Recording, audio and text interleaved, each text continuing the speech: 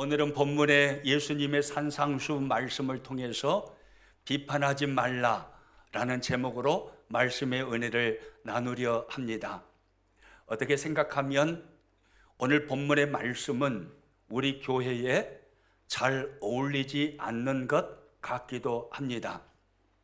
왜냐하면 저는 우리 교회 교인들의 모습 속에서 서로를 사랑하고 존중하고 격려하고 칭찬하고 용납하고 하나된 모습을 수없이 보고 있기 때문에 그렇습니다. 그래서 우리 교회는 참 좋은 교회인 것 같아요.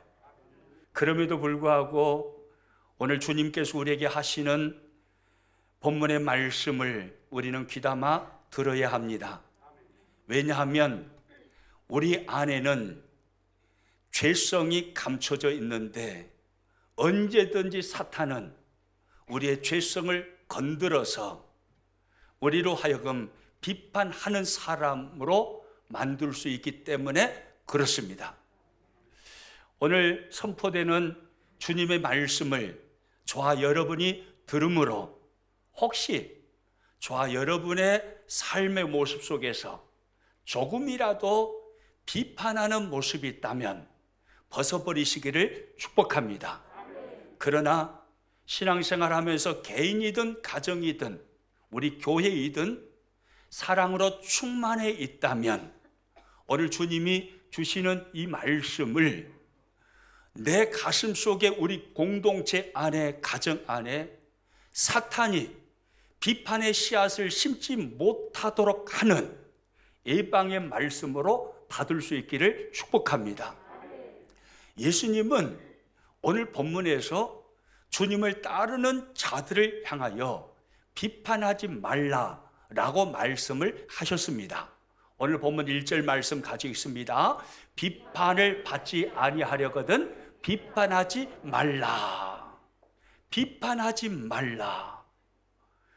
그 시대의 예수님의 제자들과 오늘 이 시대에 주님을 따르는 제자된 저와 여러분을 향하여서 주님은 명령하십니다. 비판하지 말라고 말입니다. 예수님께서 여기서 말씀하시는 비판, 이 비판이라는 것은요, 다른 사람의 약점과 허물을 들추어서 그 사람을 현란하게 비방하고 공격하는 언어폭력을 말하는 것입니다. 예수님은 이 비판을 하지 말라고 하시지요. 오늘 본문의 말씀을 이해함에 있어서 먼저 우리가 조심해야 할 것이 있습니다. 예수님이 말씀하시는 비판하지 말라라는 이 말씀은요, 첫째는 예수님께서 비판 의식 자체를 전면적으로 부정한 것은 아니다라는 사실입니다. 여러분, 신앙생활하는 우리 크리스찬들에게 비판 의식은 있어야 합니다. 긍정적인 비판, 이런 비판은 있는 것이죠. 교회가 혹 그릇가고 있다면, 잘못되고 있다면 교회가 바로 서기를 간절히 소망하는 마음으로 비판 의식을 갖는 것은 절대적으로 필요합니다. 교회가 잘못 가고 있는데 성도들이 잘못 가고 있습니다. 타락하고 있습니다. 그런데 비판을 하지 않는다면, 비판 의식을 갖지 않고 하나님 앞에 통회하고 기도하지 않는다면 그러면 문제가 있는 것이죠. 우리들은요, 종교개혁주의자들의 후예입니다. 아멘이시죠? 우리는 종교개혁주의자들의 후예인데, 개혁주의라는 말은 프로테스탄트를 번역한 말입니다. 프로테스탄트, 무슨 의미냐면 저항하다, 저항하는 사람, 이 사람을 프로테스탄트라고 그러고 이 사람들을 종교개혁주의자라고 말을 합니다. 무엇에 대한 저항이겠습니까? 그릇된 것에 대한 저항입니다. 잘못된 것에 대한 저항입니다. 끊임없이 내 자신을 바라보면서, 믿음의 공동체인 우리 가정을 바라보면서, 교회 공동체를 바라보면서 잘못된 것에 대한 비판 의식을 가지고 끊임없이 하나님 앞에 통해 자복하면서 끊임없이 개혁해 가는 사람들, 이 사람들이 개혁주의자들입니다. 그리고 우리는 바로 그 후예들인 것입니다. 그러므로 우리는요, 비판 의식을 가져야 합니다. 비판 의식을 가지고 내 자신을 성경의 잣대로 정확하게 살피면서 비판 의식으로 나를 살피고 우리의 가정을 살피고 교회를 살피면서 하나님의 말씀 앞에 반듯하게 세워가는 끊임없는 운동이 있어야 하는 것입니다. 할렐루야.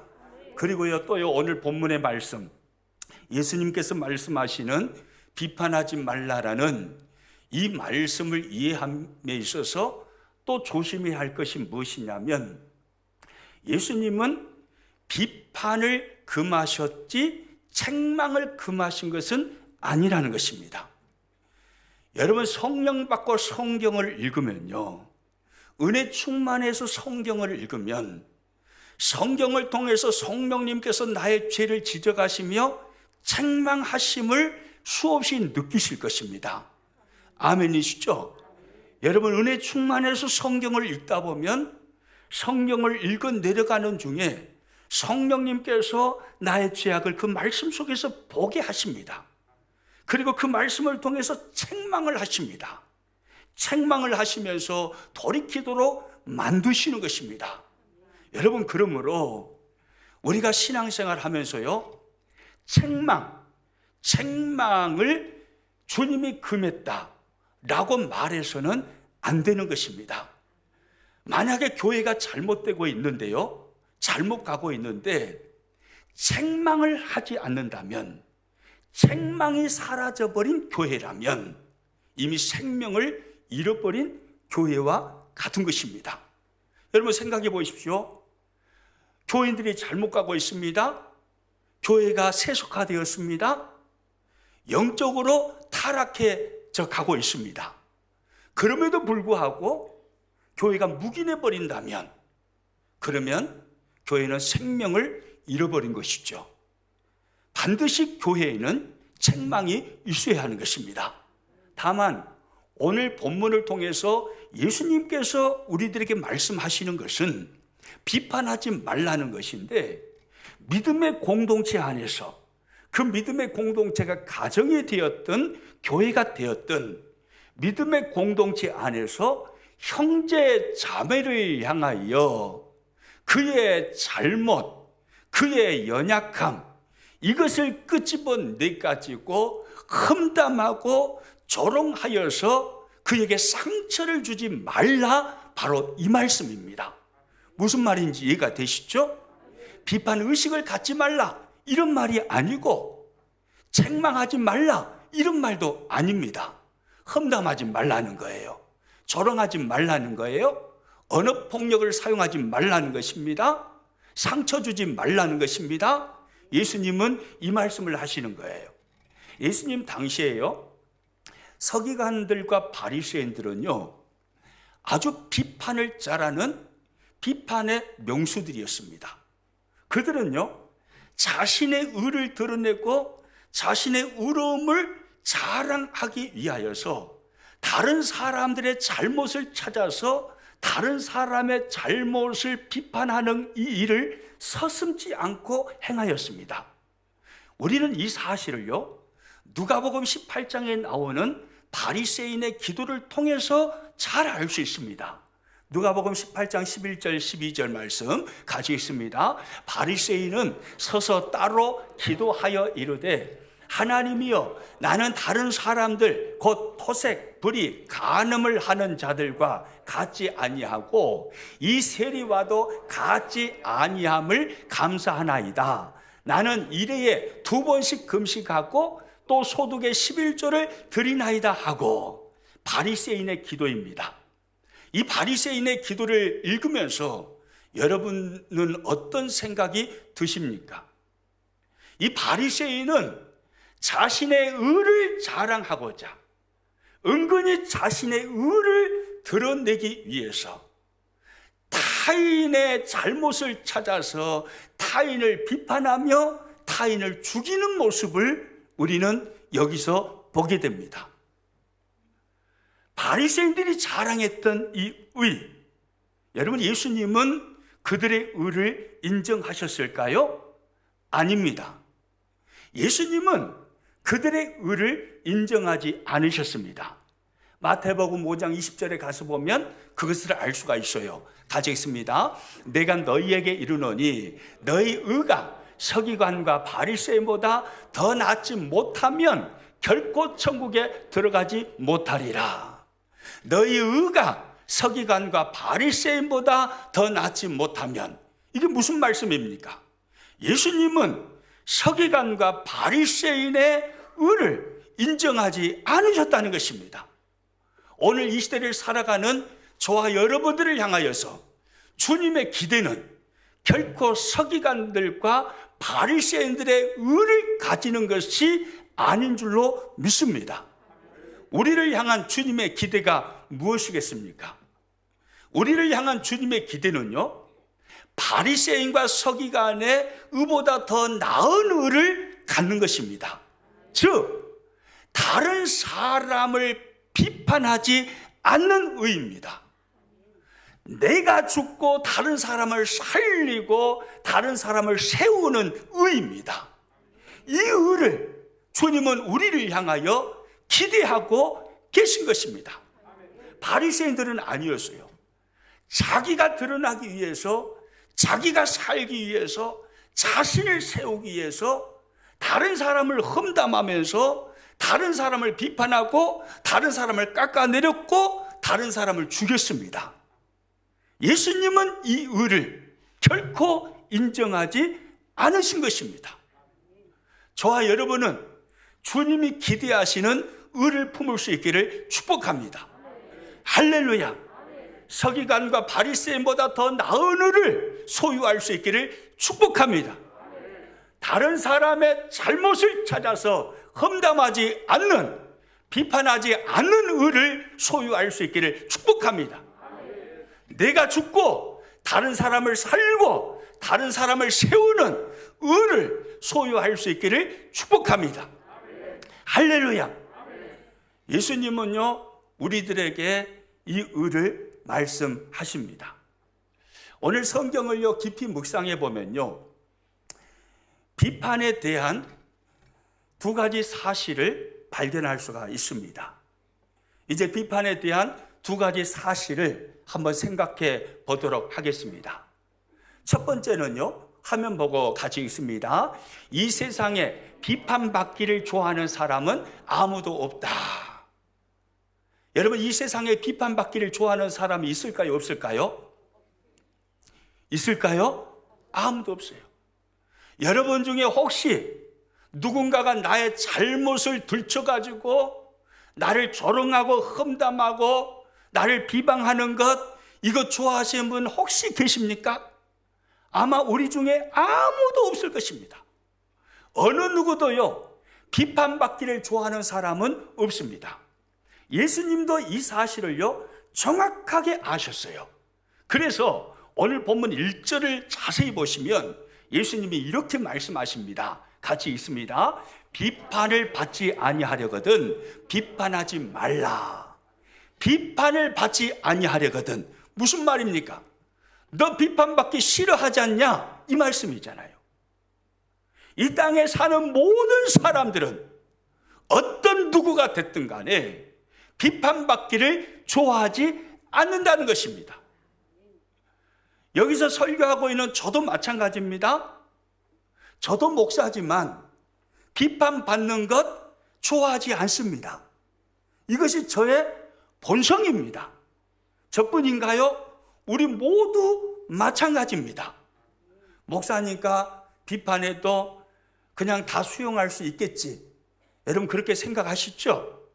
물론 긍정적인 비판, 건전한 비판은 수용할 마음의 자세를 가지고 있습니다. 그러나 목사라고 해도 본심은, 원래 본심은 건전한 비판이든 건전하지 않은 비판이든 싫어한다는 거예요. 우리 모두 다 그렇잖아요. 한때요, 지금은 고인이 되셨습니다마는 한국 교회 별이셨던 옥하는 목사님이 계셨습니다. 여러분 잘 아시죠? 아주 훌륭한 목사님이시잖아요. 뭐 인품으로 보나 사역으로 보나 이번에 모든 것을 살필 때 모든 목회자에게 모든 성도에게 귀감이 되시는 참 훌륭한 목사님이셨습니다. 그런데 이렇게 인품이 훌륭한 목사님이셨는데 이분의 책을 보니까요, 그런 간증이 하나 나와 있더라고요. 이분이 수십 년 동안 목회를 하셨는데 어떤 한 분의 비판의 말로 인한 상처가 수십 년이 지나도 남아있더라는 거예요. 옥 목사님이 교회를 개척했습니다.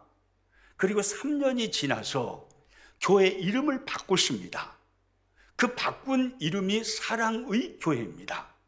지금도 서울 사랑의 교회 있잖아요. 이 사랑의 교회라고 교회 이름을 바꾼 것입니다. 당시에 교회 이름 안에다가 의자를 넣는 것은 좀 생소했었나 봅니다. 사랑의 교회가 많이 알려지게 되었습니다. 옥 목사님께서요, 어느 목회자 모임을 가셨답니다. 가셨는데 전혀 알지 못하는 어떤 목사님이 뜬금없이 옥 목사님께 언성을 높이면서 호통을 치시더래요. 아니, 교회의 이름을 그따위로 지으면 어떻게 하자는 소리요? 그러면서 막 호통을 치시더래요. 그래서 무슨 말씀인고 해서 옥 목사님이 왜 그러십니까? 제가 뭘 잘못했습니까? 이렇게 여쭸더니 이 목사님 하시는 말씀, 교회 이름에다가 의자를 넣는 법이 어디가 있어? 교회 이름에다가 의자를 넣어서 교회 이름을 지으면 어떻게 하자는 소리요? 그러면서요, 막 언성을 높이면서요, 막 계속해서 호통을 치시더래요. 그 목사님의 그 비판의 말을 듣고요, 그렇게 언짢으셨답니다.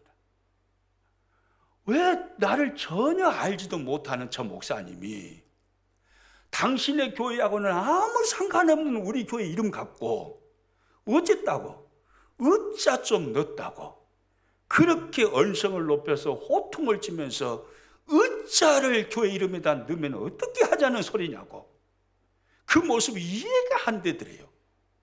그래가지고 너무 그 목사님에 대해서 불쾌한 감정을 가지고 있었는데 그 불쾌한 마음이요, 1, 2년에 사라진 게 아니라 10년, 20년 목회를 마칠 때까지 수십 년이 지나도 그 목사님에 대한 불쾌한 감정이 여전히 남아있더라 이거예요.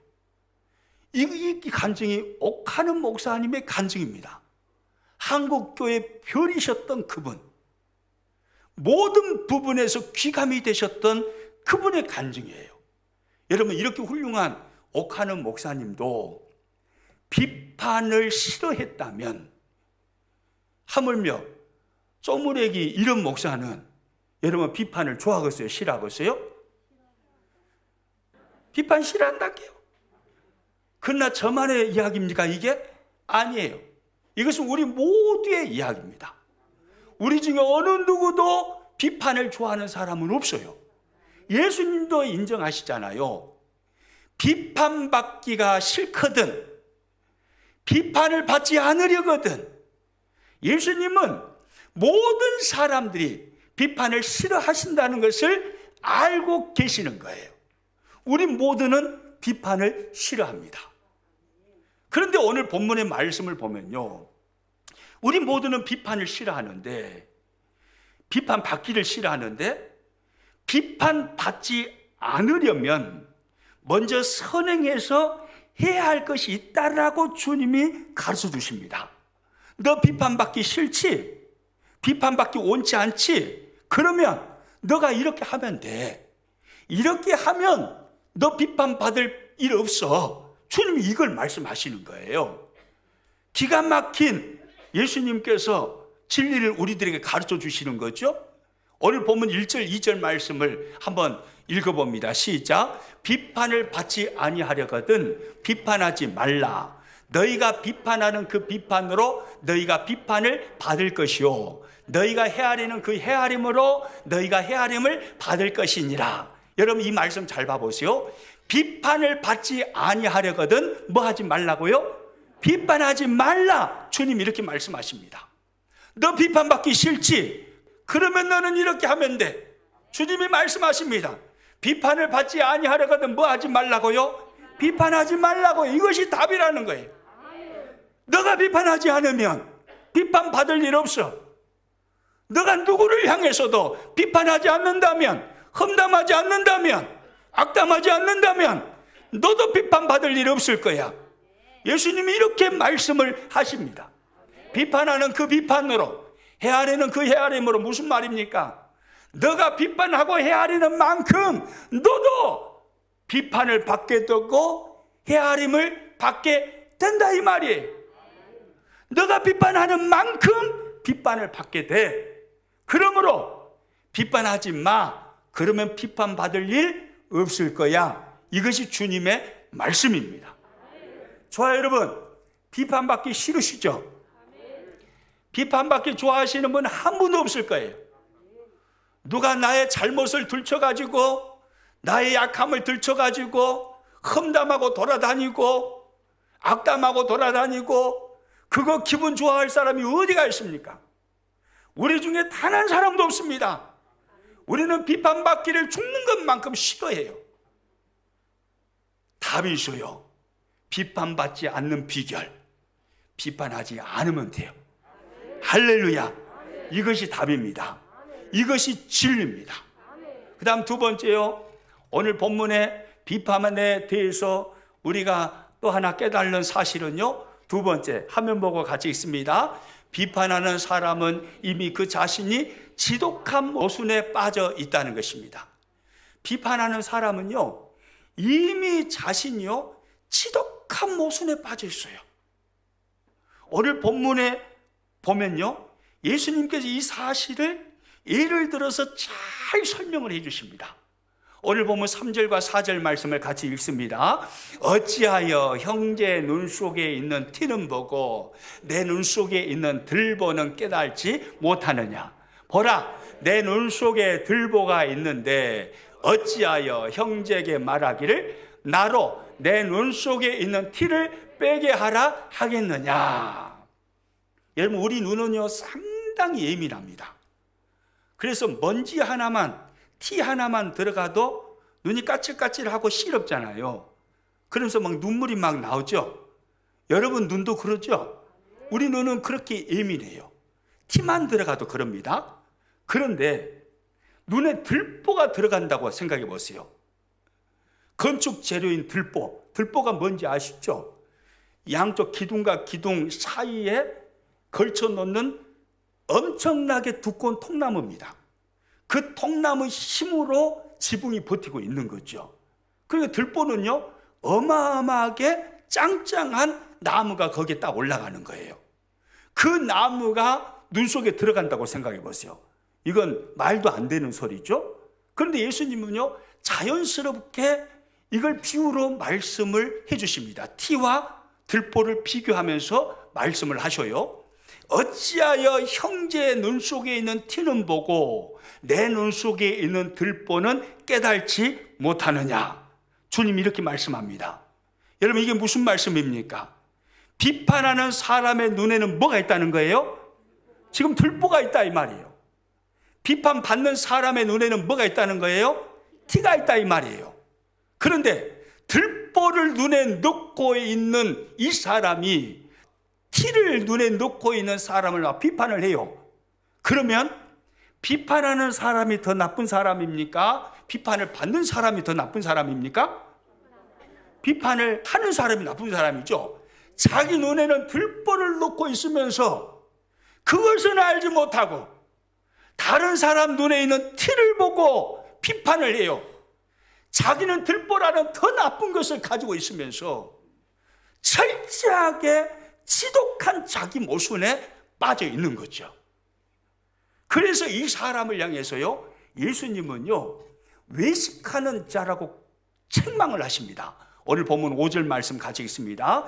외식하는 자여, 먼저 내 눈 속의 들보를 빼어라. 그 후에야 밝히 보고 형제의 눈 속에서 티를 빼리라. 이 자를 향해서 외식하는 자여, 영적으로 맹인된 자여, 이 외식한 자여, 그렇게 말씀하십니다. 자기 눈에는 들보가 있는데 더 나쁜 사람이면서 다른 사람의 티를 보면서 그걸 가지고 나무라고 조롱하고 험담하고 비판한다면, 들보를 가지고 있는 이 사람은 더 나쁜 사람이면서 지독한 자기 모순에 빠져 있는 거죠. 한 부인이요, 아파트에서 사는 부인인데, 이 부인이 하루 일과 가사 일을 하면서 오후 한가한 시간에는 거실에 앉아서 차를 마시기도 하고 신문을 읽기도 했답니다. 거실 소파에 앉아서 차를 마시다 보니까 자연스럽게 건너편에 있는 아파트가 그냥 보이겠죠. 그래서 자연스럽게 건너편 창 너머 거실이 보이는 거예요. 건너편 아파트 거실을 보니까 가끔 우아한 한 부인이 거실에 앉아서 바느질을 하고 있는 거예요. 그리고 책을 읽고 있는 거예요.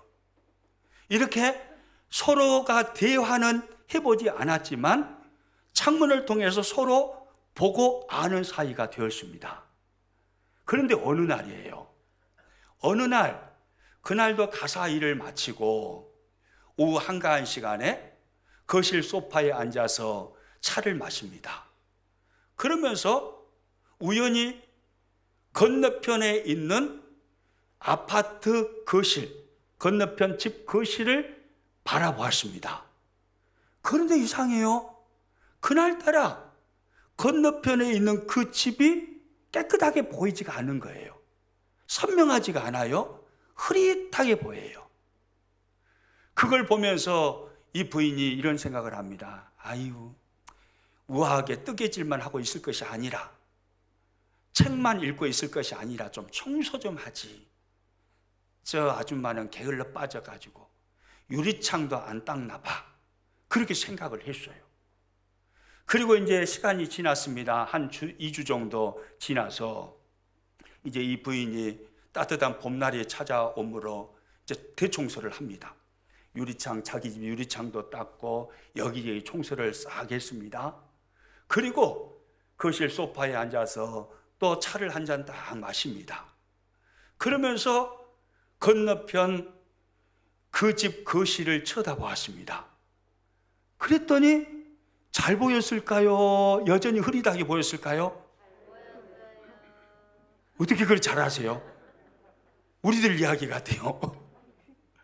아니, 차를 한 잔 마시면서 건너편 아파트 거실을 보니까 너무 또렷하게 잘 보이는 거예요.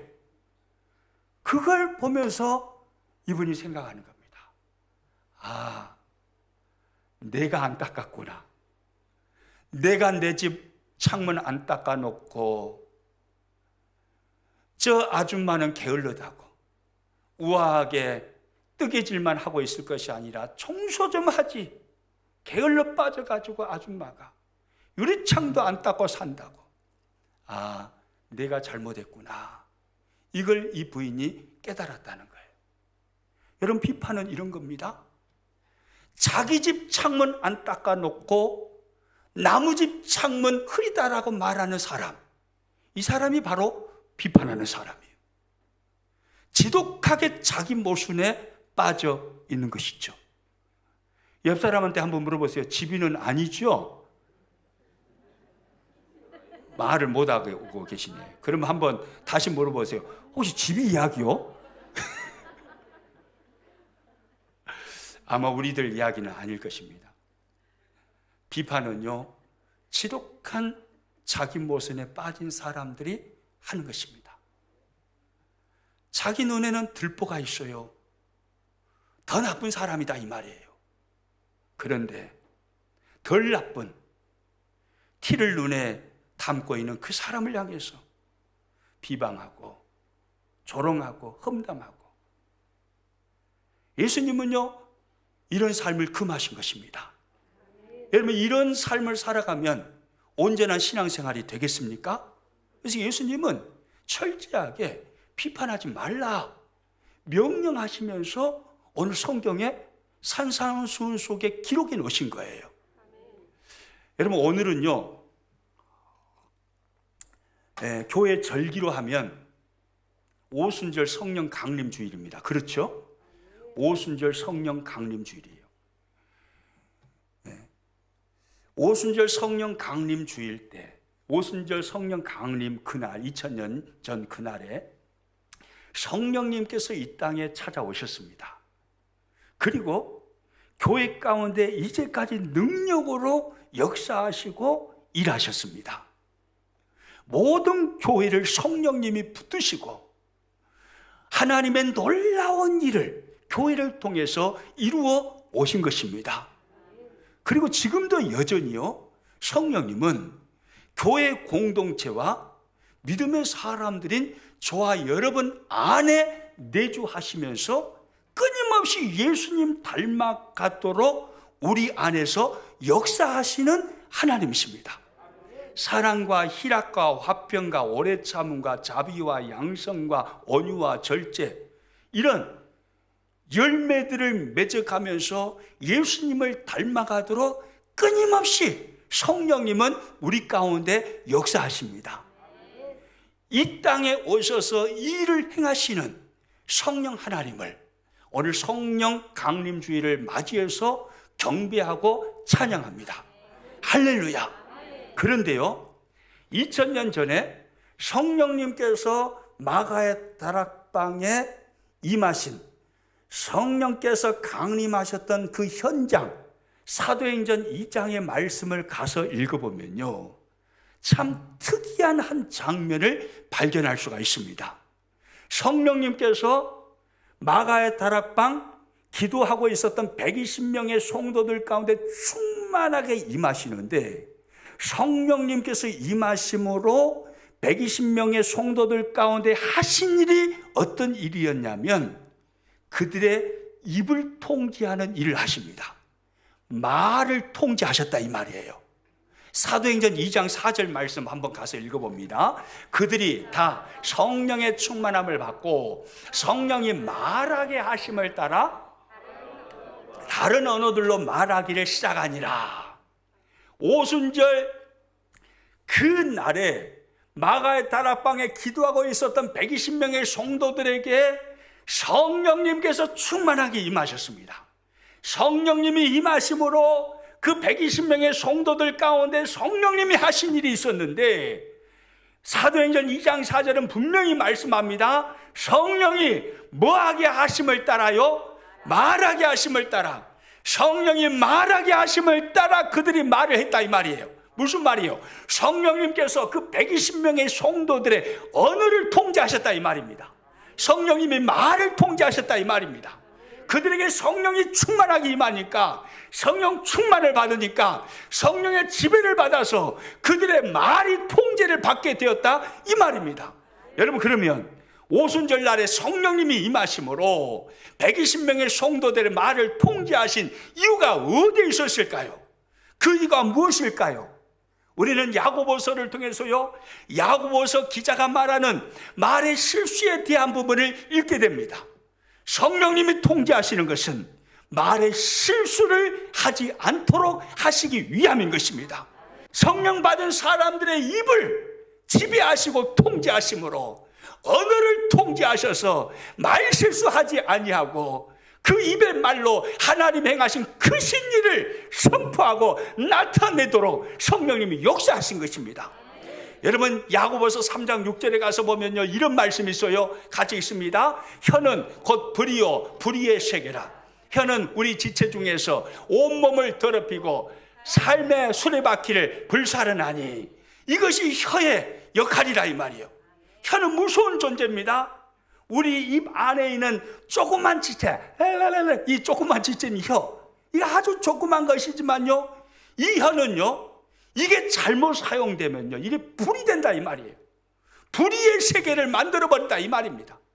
온몸을 더럽히고 삶의 수레바퀴를 불사르나니, 자신의 삶을 불살라버리고 자신을 더럽힐 뿐만이 아니라 다른 사람을 죽이는 일까지 하는 게 우리가 가지고 있는 이 혀예요. 그래서 오순절날 성령님께서 강력하게 기도하는 자들에게 임하셨을 때 성령님은요, 그 기도하는 사람들의 말을 통제버린 거예요. 말 실수하지 말라 이 말입니다. 혀를 함부로 사용하지 말라 이 말입니다. 그 말로, 그 입으로, 그 혀로 다른 사람 죽이지 말라 이 말입니다. 상처 주지 말라 이 말입니다. 비판하지 말라 이 말입니다. 자기 살겠다고 다른 사람 죽이는 일 해서는 안 된다 이 말입니다. 그 혀를 가지고 서로 용납하고 용서하고 사랑하고, 그 혀를 가지고 하나님 행하신 그 신의를 나타내고 선포하도록 성령님이요, 기도했던 120명의 성도들의 그 입을 통제버리신 겁니다. 할렐루야. 여러분, 오늘날도 마찬가지예요. 오늘 이 시대도 똑같습니다. 성령님은 성령의 충만을 받은 성도의 입을 통제하십니다. 말 실수하지 못하도록, 그 혀를 가지고 다른 사람을 파괴하지 못하도록, 그 혀를 가지고 자신의 인생에 불살르지 못하도록 성령님은요, 성령 충만 받은 사람의 입을 통제하는 거예요. 언어를 통제하는 것입니다. 할렐루야. 그러므로요, 오늘 이 시대를 살아가는 저와 여러분, 성령 충만 받으시기를 축복합니다. 간혹 가다 보면 우리 교회는 그런 분이 없을 거예요.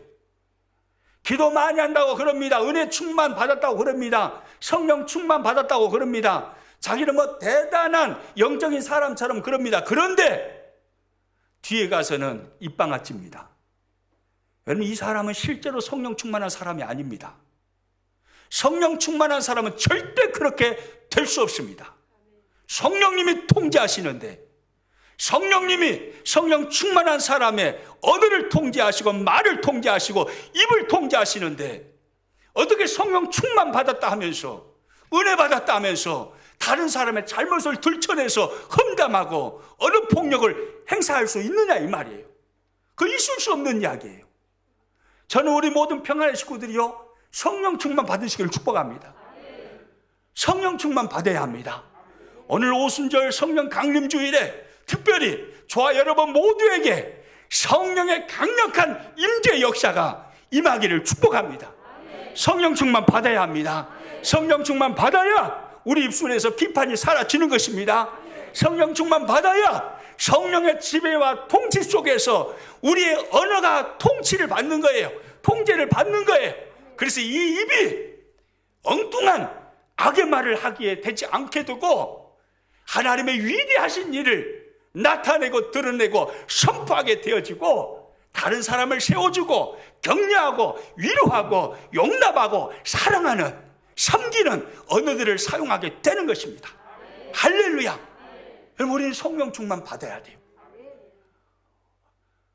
오늘 산상수 말씀 속에서요, 예수님은 비판하지 말라 라는 말씀을 하시는데, 여러분, 비판하지 말라라는 주님의 이 말씀은요, 산상수훈 우리가 읽었던 마태복음 7장 1절에서 5절까지에만 나오는 말씀이 아닙니다. 성경 여러 곳에서 하나님은 비판하지 말라라는 말씀을 해놓으셨습니다. 여러분, 대표적인 한 구절 한번 보겠습니다. 로마서 14장 10절 말씀 같이 읽겠습니다. 내가 어찌하여 내 형제를 비판하느냐? 어찌하여 내 형제를 없인 여기느냐? 우리가 다 하나님의 심판대 앞에 서리라. 어찌하여 내 형제를 비판하느냐? 어찌하여 내 형제를 없인 여기느냐? 이렇게 말씀합니다. 여러분, 이 말씀을 잘 보시면 한 문장 안에 어찌하여라는 단어가 반복돼서 사용되고 있습니다. 히브리 문화권에서 반복법은 강조입니다. 강조.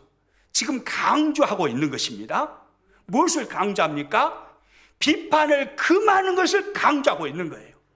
절대 비판하면 안 돼. 절대 다른 사람을 없인 여기서는 안 돼. 비판하지 말아야 돼. 강조의 언어로 성경이 우리들에게 말씀하는 것입니다. 그러면서 뭐라고 합니까? 우리가 다 하나님의 심판대 앞에 서리라, 그렇게 말씀합니다. 무슨 말씀입니까? 너희들 전부 다 하나님의 심판대 앞에 선다. 하나님의 심판대 앞에 섰을 때 너희가 형제를 비판하고 자매를 비판하고 형제를 업신여기고 자매를 업신여겼던 그 모든 것에 대한 심판을 받게 된다, 이 말이에요. 너희 모두가 심판대 앞에 서게 될 건데 그날 어떻게 하려고 그렇게 비판하고 그렇게 형제를 업신여기는 말을 하느냐, 성경이 지적하고 있는 거죠. 여러분, 성경은요 강조하면서 비판하지 말라고 그럽니다. 할렐루야. 여러분, 저와 여러분 성령 충만 받아서 절대로 비판하는 사람이 되지 않기를 축복합니다. 사탄에 의해서 비판의 씨앗이 우리 안에 심겨져서 비판의 사람이 되어서 다른 사람을 험담하는 사람, 이런 사람 앞으로 되지 않기를 축복합니다. 할렐루야. 성경은요 엄격하게 금하고 있는 거예요. 하나님은요 저와 여러분을 세상에 보내실 때 비판하는 사람 되라고 보내신 게 아니에요. 하나님은 저와 여러분을 사랑하는 사람 되라고 보내신 겁니다. 위로하고 격려하고 세워주고 존중하고 서로 사랑하고, 그래서 하나님의 나라를 함께 세워가라고 저와 여러분을 보내신 것입니다. 여러분 믿으시기 바랍니다. 요한복음 13장 34절에서 주님께서 이런 말씀을 하셨어요. 같이 읽습니다. 새 계명을 너희에게 주노니 서로 사랑하라. 내가 너희를 사랑한 것 같이 너희도 서로 사랑하라. 할렐루야. 이게 주님의 말씀입니다. 내가 너희를 사랑한 것 같이 너희도 서로 사랑하라. 주님이 저와 여러분을 어떻게 사랑하셨습니까? 그분은 십자가에 죽으시면서 자신을 온전하게 번제로 하나님 앞에 드리시면서 온전한 희생 속에서 저와 여러분을 사랑하셨습니다. 이처럼 서로 사랑하라, 이 말입니다. 다른 사람에 대해서 이해가 안 되어도 용납할 수 없는 문제를 할지라도 주님이 나의 죄 문제 해결하기 위해서 이해할 수 없는 그 십자가 사건을 주님이 친히 당하셨음에 그 주님의 사랑을 안다면 그처럼 주님이 나를 사랑하신 것처럼 다른 사람을 용납하고 사랑해야 된다. 주님의 말씀이 바로 이 말씀입니다. 그런데 다시 띄워줘 보세요. 요한복음 13장 34절 말씀 잘 봐보세요. 이 말씀을 보면 아까 로마서 14장 10절에서도 살펴본 것처럼 어찌하여 거기는 그렇게 반복이 되잖아요. 여기 이 한 문장 안에도요 똑같은 말이 반복이 됩니다. 무슨 말입니까? 어떤 말이요? 서로 사랑하라, 서로 사랑하라. 무슨 말이에요? 강조예요, 강조. 너희가 세상에 보내심을 받은 것은, 너희가 그리스도 안에서 부르심을 받은 것은 서로 사랑하기 위함이라는 거예요. 다른 이유가 없어. 다른 이유는 없어. 너희는 비판할 자격도 없어. 왜? 비판할 자로 보내심 받은 자가 아니야. 너희는 사랑할 자로 보내심을 받은 거야. 서로 사랑하기 위하여 부르심을 받은 거야. 너희는 서로 사랑해야 돼. 예수님은요 강조해서, 강력하게 강조하면서 서로 사랑할 것을 우리들에게 말씀하고 있는 것입니다. 여러분, 그러므로요 우리는요 비판의 대열에 서서 비판해서는 안 되는 것입니다. 그가 남편이 되었든 아내가 되었든 자녀가 되었든 부모가 되었든 교회 공동체 어느 누가 되었든 간에 우리는 결코 그를 비판해서는 안 됩니다. 그는 비판의 대상이 아니라 사랑의 대상입니다. 아멘입니까? 우리는 비판하라고 이 땅에 보내심을 받은 사람이 결코 아닙니다. 우리는 사랑하라고 하나님께로부터 보내심을 받은 자들입니다. 아멘이시죠? 따라서 합니다. 나에게는 그러므로 비판할 자격이 없습니다. 또 한번 따라서 합니다. 나에게 있는 유일한 한 가지 자격은 사랑하는 것입니다. 할렐루야. 우리 옆 사람 인사합니다. 내가 지비를 허벌나게 사랑하여. 한 번 더 인사합니다. 이렇게 한번 해보세요.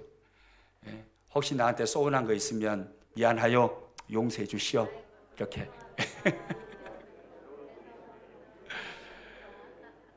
그래요. 나도 모르게 비판할 때가 있어요.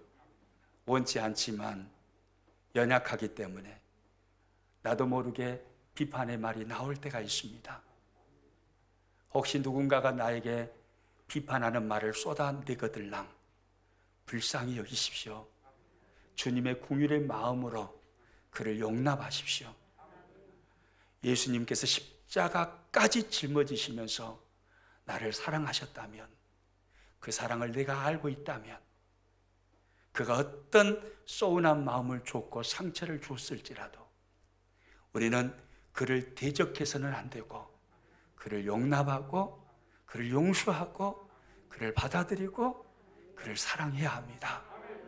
왜? 우리는 그런 사람으로 부름을 받은 사람이기 때문에 그렇습니다. 할렐루야! 저와 여러분 승리하시기를 축복합니다.